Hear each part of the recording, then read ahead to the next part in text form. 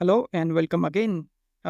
जैसे कि आपको याद होगा कि हमने ने क्लाउड किचन इंट्रोडक्शन सीरीज के पहले एपिसोड में डिस्कस किया था कि क्लाउड किचन होता क्या है, क्या क्या डॉक्यूमेंटेशन लगता है, एक्सेट्रा। आज हम लोग डिस्कस करेंगे कि आप जो इम्पोर्टेंट चीज़ें होती है वो प्लान कैसे कर सकते हैं।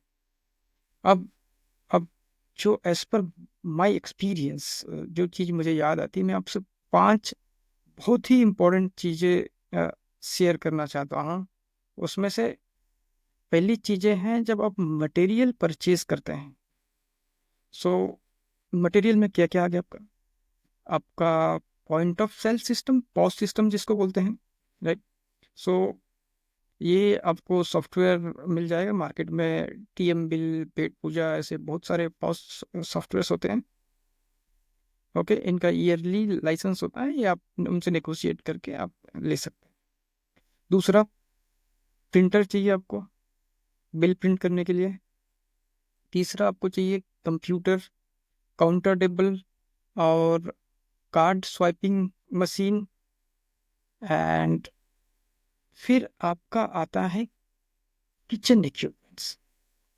किचन इक्विपमेंट्स में आपको जो मेन मोटा मोटी जो मेन सामान है आपका, राइट, वो होता है कॉमर्शियल ग्रेड का स्टोव बर्नर चाहिए आपको, राइट। ओवन चाहिए, रेफ्रिजरेशन यूनिट चाहिए। रेफ्रिजरेशन यूनिट्स में आपका आ जाएगा रेफ्रिजरेटर्स एंड डीप फ्रीजर्स आ जाएगा आपके, प्लस आपका एग्जॉस्ट हुड या वेंटिलेशन सिस्टम आ जाएगा। एंड देन आ जाएगा आपका फूड प्रोसेसिंग यूनिट्स आ जाएगी। देन आपके स्टेनलेस स्टील के जो सेटअप टेबल्स होते हैं, स्टोरेज रैक्स हैं, एंड कटिंग बोर्ड्स है, नाइफ्स है। ये सारे सामान आपका किचन इक्विपमेंट्स में जाएंगे, या जो आपके कुकिंग वेयर्स वगैरह लगते हैं या बेकिंग ट्रेस लगते हैं, ये सारी चीज़ें आपके जाएंगे। ओके। सो इनमें से जो जितने भी आइटम्स मैंने अभी आपको गिनाए, इनमें से क्या होता है, लोग यूजुअली बोलते हैं यार, जब आप सेटअप कर रहे हो, सो जस्ट थोड़े बहुत पैसे बचाने के लिए बोलेंगे कि यार रीसेल में खरीद लो, राइट। बट इनमें से कौन से मटेरियल आपको रीसेल में खरीदने चाहिए और कौन से रीसेल में नहीं खरीदने चाहिए, ये जानना बहुत आवश्यक है। सो मैं आपको बताता हूँ, जो भी मटेरियल जिनका ऑनगोइंग मेंटेनेंस होता है, राइट, ऑनगोइंग मेंटेनेंस वाले मटेरियल कौन से हुए? सारे इलेक्ट्रॉनिक्स या इलेक्ट्रिकल आइटम्स, प्लस आपका स्टोव बर्नर, आपका तंदूर भट्टी, ये ऑनगोइंग मेंटेनेंस वाली चीज़ें हैं, ये कभी भी रीसेल में आपको नहीं लेनी। रीजन मैं बताता हूँ, जैसे आप रेफ्रिजरेटर खरीदने गए, उनके कंप्रेसर का वारंटी होता है 3 साल 5 साल का। वो वारंटी पूरा होने के बाद अगर आपको किसी ने या आपने कहीं से रीसेल में ले लिया, राइट, कंप्रेसर, अगर उसका खराब हुआ या वो सही नहीं चल रहा है, तो दूसरा, वो इलेक्ट्रिसिटी कंजम्पशन बहुत ज़्यादा करता है। तीसरा, आपको उसकी बार बार सर्विसिंग करवानी पड़ेगी। सर्विसिंग कराने के चक्कर में अगर आपका आपका रेफ्रिजरेटर बंद है, राइट, तो उसमें रखा आपका मटेरियल खराब होगा, तो वो डायरेक्टली आपके बिजनेस को इम्पैक्ट करता है। इसलिए ये आइटम आपको न्यू ही खरीद रहे हैं, और आजकल मार्केट में बहुत एनर्जी सेविंग रेटिंग वाले आइटम्स आते हैं, ये आप लोग देख सकते हैं। ओके। सो ये तो हुई मटेरियल परचेज करने वाली बात। अभी दूसरा जो है, एक किचन सेटअप की बात हुई। दूसरा है, जब आप रन करना चाहते हो, रन करना जब आप स्टार्ट करते हो, तो आपको क्या लगेगा? ग्रोसरी आइटम्स लगेंगे, आपको डेयरी मटेरियल्स लगेंगे, आपको वेजिटेबल्स लगेंगे, आपको चारकोल लगेगा, आपको पैकेजिंग मटेरियल लगेंगे, राइट। सो इनमें क्या करना है आपको? जो भी आइटम जो आप स्टोरेज करके रख सकते हैं, राइट, वो आइटम्स आपको बल्क में लेना। बल्क में लेने से क्या होगा? अ, आपको थोड़ा अच्छे रेट्स में मिलेंगे वो। और दूसरा, जब आप पहले पहले कुछ मंथ जब आप परचेसिंग करते हो, तो कैश एंड कैरी कीजिए, राइट। अगर आप क्रेडिट पे लेने जाओगे, सो आपको 10 से 15% महंगे भी मिलेगा आइटम। अगर आप कैश दे के लेते हो तो आप 15% सीधा वहाँ बचाते हो, ठीक। और सो उसमें से भी जो वेजिटेबल्स और डेयरी के आइटम्स हैं, ये आपको जस्ट इन टाइम मोड में लेने, जितना ज़रूरत है उतना ही आपको लेना, राइट। सो इन चीज़ों का आपको ध्यान रखना। तीसरी इम्पोर्टेंट चीज़ जो है वो है लोकेशन। अभी आप बोलोगे साहब ये तो क्लाउड किचन है, क्लाउड किचन तो हम केवल ऑनलाइन डिलीवरी कर रहे हैं, तो हमें क्या फ़र्क पड़ता है, हमारी लोकेशन क्या है, राइट। सब लोग मोस्ट ऑफ लोग ये यही बोलते हैं कि यार क्लाउड किचन तो आप कहीं भी सेटअप कर सकते हो, लोगों को पता ही नहीं कि कौन सी किचन से उनका फूड डिलीवर हो रहा है। बट ऐसा नहीं होता। जब आप सेल करते हो, सो अभी जाके बात कंफर्म कर सकते हो किसी भी रेस्टोरेंट वाले से। जो भी रेस्टोरेंट स्विगी या जोमेटो पे रजिस्टर्ड है या ऑनबोर्ड है, राइट, उनको एक रिलेशनशिप मैनेजर असाइन होता है। तो आप अगर किसी से जान पहचान है तो उनके रिलेशनशिप मैनेजर का नंबर लेके आप एक बार उनसे बात, वो आपको बताएंगे कि कौन से एरिया में उनके कितने किलोमीटर के रेडियस में कितने नंबर ऑफ कस्टमर्स रजिस्टर है। जैसे कि किसी ने बोला कि भाई मेरे 3 किलोमीटर के रेडियस में मेरे 7,000 कस्टमर्स रजिस्टर है, या 5 किलोमीटर के रेडियस में मेरे 12,000 कस्टमर रजिस्टर्स। तो आपको ऐसी लोकेशन चूज करनी जहाँ से 3 से 5 किलोमीटर के रेडियस में उनके मोर नंबर ऑफ कस्टमर्स रजिस्टर हैं।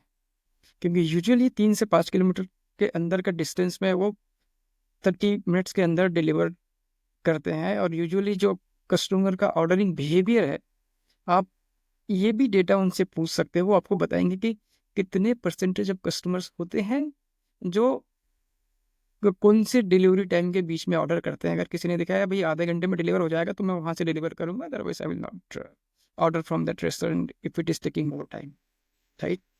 सो ये बहुत इंपॉर्टेंट पॉइंट होता है। सो ये आप कंसिडर कीजिए, राइट।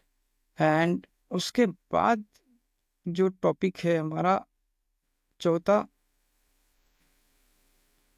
चौथा और बहुत इंपॉर्टेंट पॉइंट, राइट।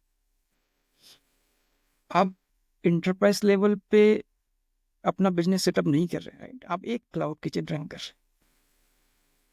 सो आपको अपने मार्जिन का ध्यान रखना। सो होता क्या है, जब आप स्विगी जोमेटो पे रजिस्टर होते हैं, वहाँ उनका प्लेटफॉर्म फीस होता है, जीएसटी होता है और कई सारे चार्जेस होते हैं। सो अगर आप अपना ऑफलाइन डिलीवरी करते हो, कुछ ऑर्डर्स, कुछ परसेंटेज ऑफ ऑर्डर्स, जैसे आपने 20% या 30% अपने खुद के ऑर्डर अगर आपने ऑफलाइन डिलीवर किए लोगों को, तो वहाँ आपको ज़्यादा मार्जिन हो। तो आप अपना ऑफलाइन डिलीवरी का ऑप्शन जरूर रखिए, या पिकअप का ऑप्शन जरूर रखिए अपने रेस्टोरेंट से। इसीलिए जब हमने पहले बात की थी पहले पॉइंट में कि आप अपना कार्ड स्वाइपिंग मशीन रखिए, राइट, ताकि कोई बंदा पिकअप करने आए उसको कार्ड से पेमेंट करना है, लेकिन पे इन गो। या तो अगर आपका ऑफलाइन डिलीवरी वाला बंदा जो है कोई कार्ड से पेमेंट करना चाहे तो कार्ड मशीन साथ में लेके जा सकता है, राइट। तो ये चौथा पॉइंट। पांचवा पॉइंट हुआ मेनू कार्ड आपका, राइट। सो होता क्या है, आप क्लाउड किचन रन कर रहे हैं, मतलब एक छोटी सी जगह में छोटे से किचन से आप रन कर रहे हैं। सो आपको ये देखना है आपके नंबर ऑफ आइटम्स लिमिटेड हो। ऐसा नहीं कि आपने 100-150 आइटम का मेनू रख लिया। 100-150 आइटम का जो रिक्वायरमेंट मीट करने के लिए आपको number of raw material storage करने के लिए आपको जगह चाहिए होगी। कम से कम आपको 5 से 6 फ्रिज चाहिए होंगे उसके लिए। आपका वेज नॉन वेज आइटम भी होता है, तो आप वेज और नॉन वेज मटेरियल एक ही फ्रिज में नहीं रख सकते, राइट। सो आपके जो नंबर ऑफ रिसोर्सेज या नंबर ऑफ फिक्स कॉस्ट जो होती है ना, ये बढ़ा देता है अगर आपने नंबर ऑफ मेन्यू आइटम्स ज़्यादा रखे तो। और दूसरी चीज़, ये आपका रेडीनेस भी इम्पैक्ट करता है। अगर आपको पता है कि मैं 30 से 40 ये आइटम ही है, तो आप उनका पहले से प्रिपरेशन करके रखते हो, एंड आप जो अपना ऑर्डर है 15 मिनट्स में आप रेडी करोगे। 15 मिनट्स वो डिलीवरी का कंसिडर करके चलते हैं स्विगी जोमेटो वालों, ऐसे हाफ एन आवर में कस्टमर को वो डिलीवर हो जाता है। दूसरी चीज़, लोग क्या करते हैं भाई, इंडियन भी रख लिया, तंदूर भी रख लिया अपना, चाइनीज भी रख लिया अपने, सी फूड भी रख लिया अपना, फिर वेस्टेज ऑफ मटेरियल होता है। अगर आपका कोई जैसे सी फूड आपने मेन्यू में रख लिया, सी फूड के आइटम आपके नहीं सेल हो रहे हैं, तो कितने दिन तक रखोगे? 2-3 दिन में आपका रॉ मटेरियल वेस्टेज हो जाएगा, और वो बहुत महंगा होता है। तो उससे आपका ओवरऑल बिजनेस इम्पेक्ट करता है। इसलिए क्लाउड किचन चलाते टाइम यही सजेस्ट किया जाता है कि आपके आपके मेनू आइटम जो है वो लिमिटेड होना चाहिए, और वो आपकी स्पेशलिटी होना चाहिए। सो ये 5 पॉइंट जो मुझे बहुत इंपॉर्टेंट लगे थे, एज पर my experience, which I wanted to share with you all. Maybe in my next episode, we will discuss how to, you know, we will discuss some tips about registering on the online platform, how to do the marketing to boost the sell on online platform, or to increase your visibility on those platform. Okay. So thank you, and please subscribe my channel, and please give your comments and suggestions so that I can improve based on your suggestion. Thank you.